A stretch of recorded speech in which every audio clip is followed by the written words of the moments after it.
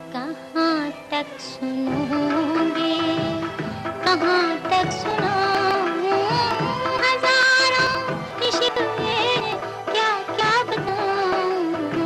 कहाँ तक सुनोगे, कहाँ तक सुनाऊं।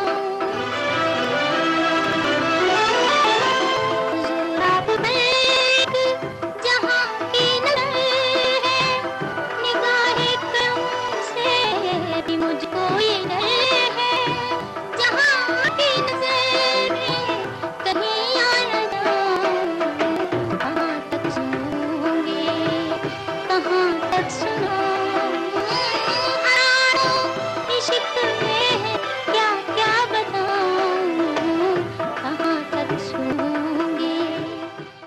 दूसरे इशू से जो है ना, ये सारे फैब्रिकेटेड, ये सारी प्लानिंग होती है, ये खुद इन्होंने कराया होता है, और ताकि पब्लिक का जो है ना वो तवज्जो जो है, अटेंशन सारी डाइवर्ट हो जाए। तो क्या आप ये नहीं समझते कि अगर वो इस तरह की हरकतें करते हैं तो वो इससे गैर मकबूल हो जाते हैं और उनकी मकबूलियत का जो ग्राफ है वो गिर जाता है? नहीं, वो आटे के लिए वो एक्सप्लेनेशन वो मिनिस्टर को किसी को एक आध को निकाल देंगे बाद में कि इसकी वजह से हुआ था, वो सारा ब्लेम दे के तो मुद्दा किसी पे डाल के वो अपना जो है दामन साफ कर लेंगे और अवाम की तवज्जो जो क्रिटिकल इश्यूज हैं उससे हट जाएगी। ये एक हथकंडा होता है जो इस्तेमाल करते रहते हैं लोग। नाज़रीन, आप जो इस वक्त मेरा प्रोग्राम देख रहे हैं तो मैं समझती हूँ कि हवस, हिरस, लालच और ज़ाती मुफादात और उसके बाद झूठ, अगर इन सारी चीज़ों को इकट्ठा किया जाता है तो उस वक़्त हमें पाकिस्तान गवर्नमेंट और सियासतदान ही नज़र आते हैं कि जो इस पूरे इंग्रेडिएंट से बने हुए हैं।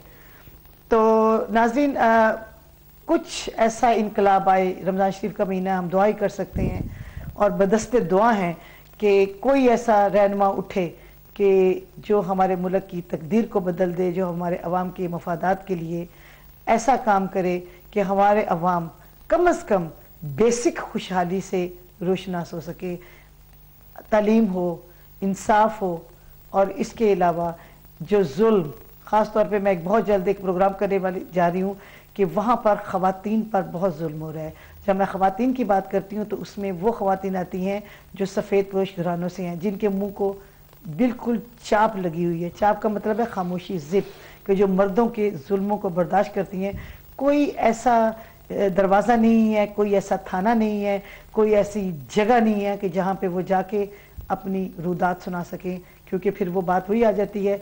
इस वक्त तो मेरी सियासत से हट के इसलिए आई हूँ कि अभी रिसेंटली एक दो वाक़यात मैंने ऐसे देखे हैं, सुने हैं, अपनी आंखों से देखे हैं कि जिसके लिए मैं सोचती हूँ कि मैं आइंदा अपने प्रोग्राम में ये ज़रूर कहूँगी कि पाकिस्तान में जितना जुल्म और सितम ख़वातीन पे हो रहा है, ख़ास तौर पे घर की चार दीवारी के अंदर, ये मैं ज़रूर अगले प्रोग्राम में बात करूँगी और मैं अपने नाज़रीन को चाहूँगी कि वो मेरे प्रोग्राम में ज़रूर शिरकत करें। तो नाज़रीन, आज की बात तो यही होगी कि झूठ रे झूठ तेरे पाँव कहाँ, कहीं भी नहीं टिके, कहीं भी नहीं टिक रहे हैं।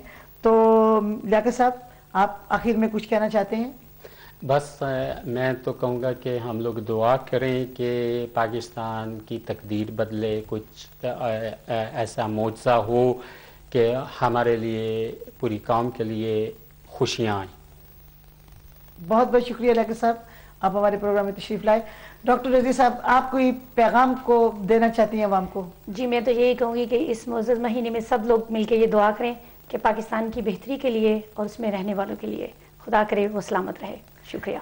जी मज़हर अली साहब, अब आप कुछ फरमाएं। जी, मैं समझता हूँ कि हम लोग जो इंग्लैंड में ख़ासकर पाकिस्तानी रह रहे हैं, हमारा एक बहुत फ़र्ज़ बनता है कि हम अपनी आवाम जो हम, जिससे हमारा रूहानी लिंक है, पाकिस्तान से हमारा रूहानी लिंक है, ये भी हमारा मुल्क है, वो भी हमारा मुल्क है, ये हमारा फिज़िकल कंट्री है, वो हमारा रूहानी कंट्री है। तो उसके लिए हम जहाँ तक हो सकें कुछ करें, प्रैक्टिकली करें, और उसके लिए मैं समझता हूँ जो अपने डॉक्टर लियाकत मलिक साहब ने शुरू किए इनिशिएटिव्स वो बड़े अच्छे हैं और उनको आवाम को कोऑपरेट करना चाहिए उनके साथ। यानी ये सोच आनी, पाकिस्तान के लिए तड़प आनी, मैं समझता हूँ ये बड़ी एक बहुत ज़बरदस्त चीज़ है, एक बड़ी ज़बरदस्त सोच है कि पाकिस्तान के अवाम की तकलीफ़ों के लिए आपका दिल जो है वो बेचैन हो।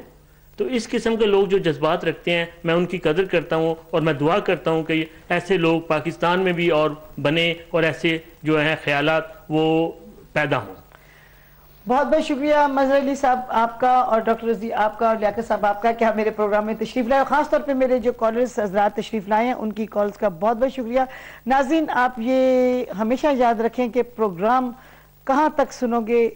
आपका प्रोग्राम है, अवामी प्रोग्राम है, और इसमें मेरी हमेशा ये ख्वाहिश रहती है कि अवाम उसमें ज़रूर शिरकत करें।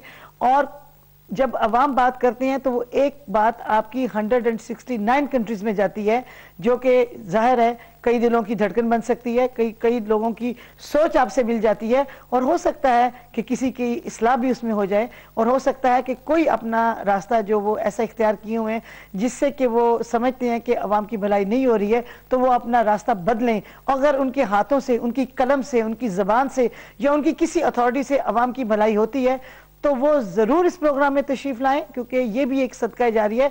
अगले हफ्ते नाज़रीन जो मैं प्रोग्राम करूंगी वो मैं आपको एक बाकायदा आपको मैं वो वाक़यात बताऊंगी कि पाकिस्तान की ख़वातीन के ऊपर बहुत ज़्यादा जुल्म होता है, और वो घरों के अंदर होता है, और वो मर्द हजरात करते हैं, शौहर हजरात करते हैं।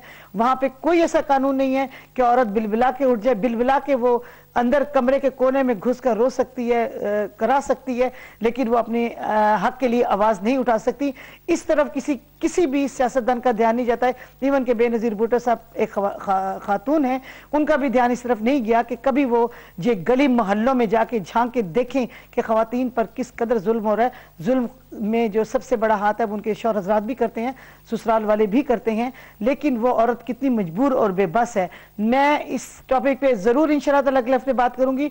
मैं अपने अवाम को बता रही हूँ, अपने व्यूअर्स को बता रही हूँ कि वो ज़रूर इस प्रोग्राम में हिस्सा लें। नाज़रीन, आज का प्रोग्राम कहाँ तक सुनोगे, कहाँ तक सुनाए, हज़ारों ही शिकवे, क्या क्या बताएं। कुछ शिकवे किए, कुछ सुने गए, कुछ आइंदा भी करेंगे। तो इंशाअल्लाह ताला स्नोवर लियाकत अपने अगले प्रोग्राम तक के लिए आपसे इजाज़त चाहती है। अल्लाह ताला आप सबका हामी और नासर हो।